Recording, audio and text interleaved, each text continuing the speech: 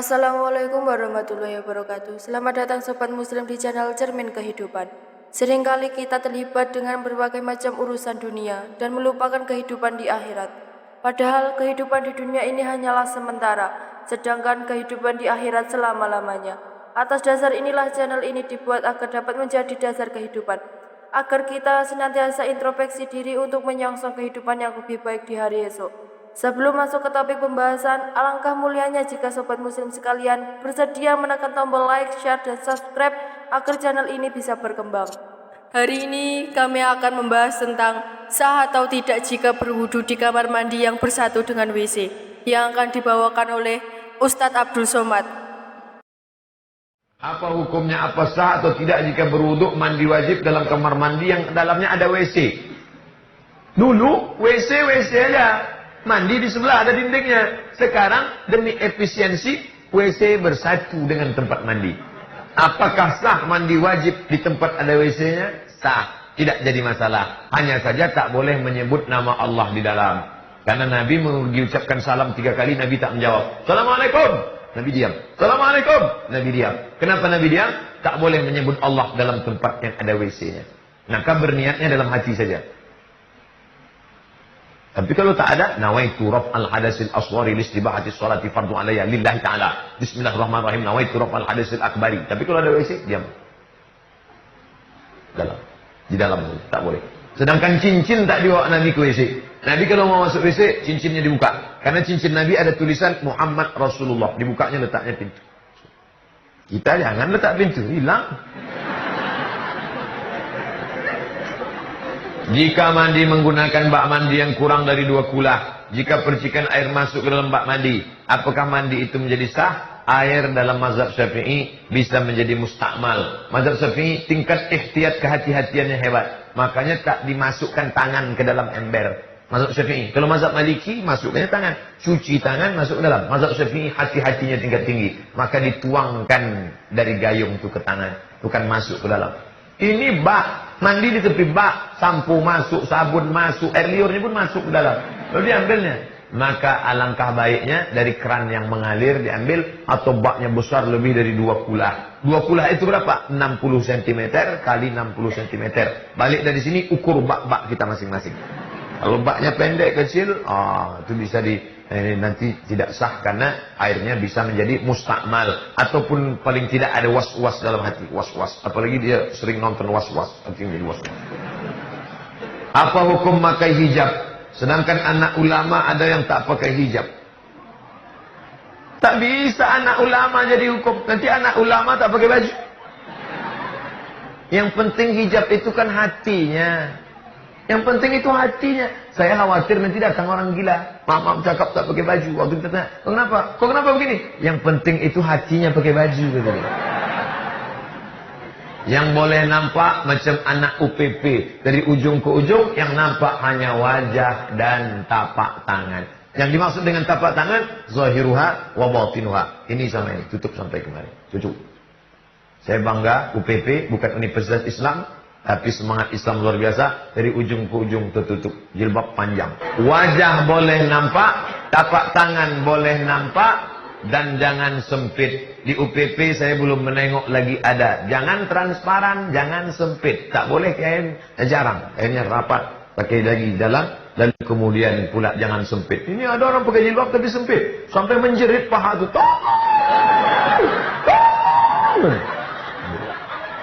Jangan. Apa hukumnya membaca Quran dengan langgam Jawa?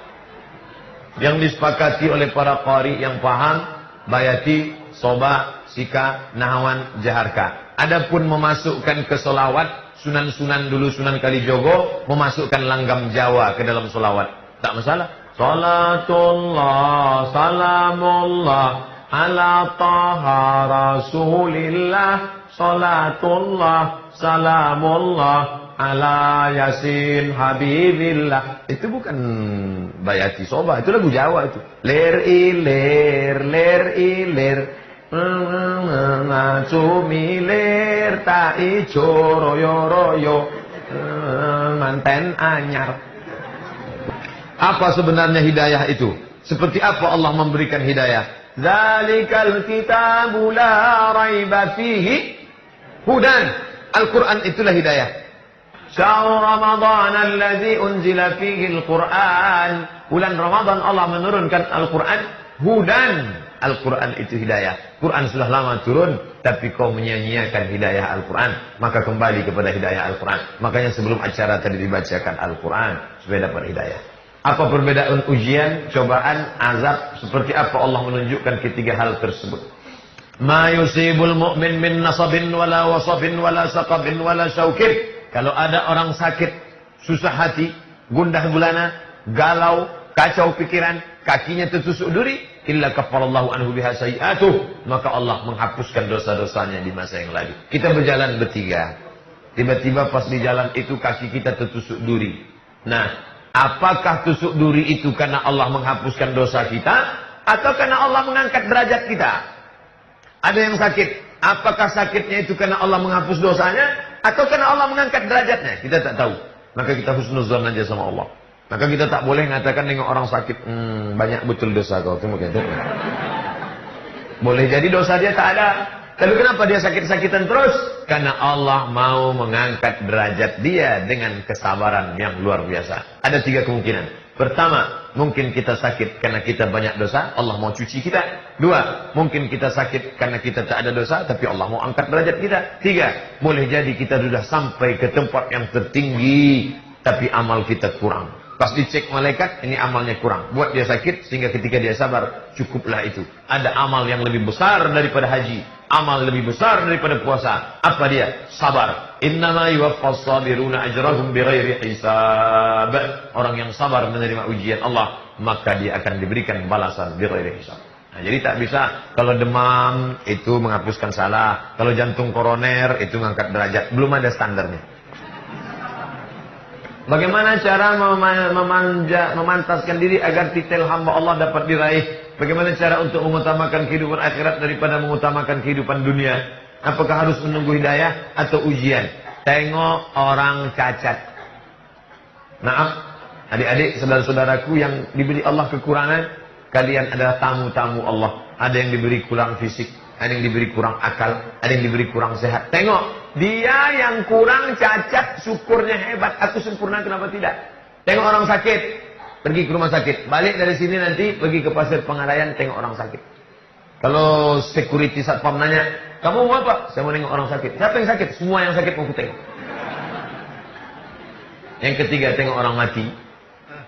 Iringi jenazah, tengok kubur orang mati. Akan membangkitkan menjadi hamba Allah. Jangan jadi hamba harta.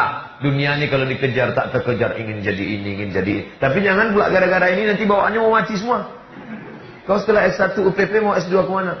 Dah lah Pak Ustaz, saya mau mati aja. Bolehkah seorang perempuan mengajukan permintaan pada calon suaminya, tak mau dipoligami, selagi saya masih sanggup untuk memenuhi semua hak suaminya ketika hendak melakukan pernikahan? Ini namanya takabe indak batali. Tidak boleh mengajukan syarat kalau syarat itu dibenarkan agama Islam. Masalah poligami dibenarkan dalam agama Islam. Fankihu ma tabalakum minan nisa'i masna wa thulatha wa ruba'. Fa in khiftum alla ta'dilu, kalau kau tak sanggup bersikap adil, fawahidah. Adik-adikku yang perempuan, kalian tidak perlu terlalu cemas suami ingin nikah lagi. Tengoklah B.J. Habibie. Kurang cerdas apa Habibie? Doktor Eng dari Jerman. Tapi ketika Ainun meninggal, sampai sekarang dia tak menikah lagi. Maka disinetronkan, difilmkan Ainun Habibie. Tak bisa. Jadi jangan kalian seuzon semua ini mau berbini dua. Enggak. Kalaupun ada cakapnya aja itu, hatinya lebih parah dari itu. Bolehkah seorang perempuan bekerja setelah menikah, setelah mendapatkan izin dari suaminya? Perempuan boleh bekerja dengan syarat dan ketentuan berlaku 3 syarat. Pertama, izin suami. Izinnya mesti murni. Banyak juga suami mengizinkan istri karena dia ditekan. Abang kalau tak izinkan, jangan. Yang kedua, menutup aurat. Tidak solek-solek jahiliyah. Jangan bekerja ke kantor, pakai solek, makeup, muka putih, tangan hitam. Bedak Kelly 2 inci. Lipstick tebal minta ampun. Sampai di kantor orang ketawa, awak ketawa. Orang senyum, awak senyum. Rupanya yang disenyumkan orang awak. lupa salah pakai. Kanan hijau, kiri biru. Pertama, izin suami. Yang kedua, jangan solek-solek jahiliyah. Yang ketiga, jangan bercampur aduk laki-laki yang tak mahram. Kalau ada tugas keluar kota, ada suami, ada kepala dinas, ada kepala kantor, ada kawan, ada sahabat. Ini boleh. Berapa lama waktu yang diperbolehkan, diizinkan oleh suami istri untuk berjauhan setelah menikah karena hal-hal tertentu? Misalnya berjauhan. Tak ada batas waktu. Karena laki-laki ini tak sama. Ada laki-laki yang tinggi, ada laki-laki yang sedang, ada laki-laki yang rendah. Ada yang nafsunya bisa dia tahan sampai 3 bulan, 4 bulan. Ada pula tak tahan. Pagi dia berpisah, petang udah berkunang-kunang dia. Macam. Jadi kenali suami anda itu termasuk tipe yang mana. Kalau dia termasuk yang 300 tenaga kuda, jangan kamu pergi jauh-jauh. Jika Sobat Muslim ingin memberikan kritik dan saran, Sobat Muslim bisa komen di kolom komentar ya. Kami akan segera memperbaiki kualitas video kami agar Sobat Muslim nyaman saat menyimak video kami. Sekian dari kami. Wassalamualaikum warahmatullahi wabarakatuh.